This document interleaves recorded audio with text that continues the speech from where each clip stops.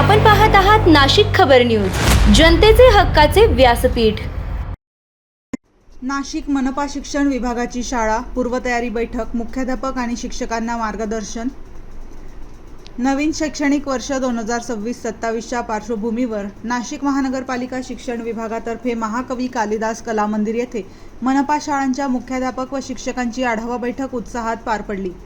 आगामी शैक्षणिक वर्षाची प्रभावी तयारी, शैक्षणिक दर्जा उंचावणे आणि विविध शासकीय उपक्रमांची अंमलबजावणी हा बैठकीचा मुख्य उद्देश होता। यावेळी शिक्षण विभागाच्या प्रशासन अधिकारी डॉक्टर मीता चौधरी यांनी मागील वर्षातील उपक्रमांचा आढावा घेत आगामी वर्षासाठी सविस्तर मार्गदर्शन केले।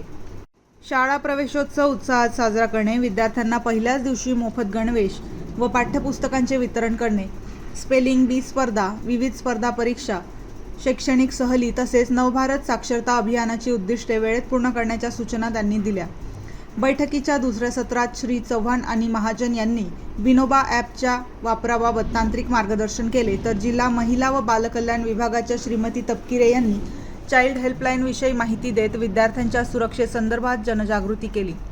अध्यापन अधिक प्रभावी करण्यासाठी श्री सीताराम अहिरे यांनी भाषा, गणित आणि विज्ञान विषयांच्या साहित्य पेटीच्या वापराबाबत मार्गदर्शन केले। या कार्यक्रमाचे सूत्रसंचालन श्री पाठक यांनी केले। बैठक यशस्वी होण्यासाठी जयंत शिंदे आणि प्रल्हाद हंकारे यांच्यासह शिक्षण विभागातील अधिकारी व कर्मचाऱ्यांनी विशेष परिश्रम घेतले।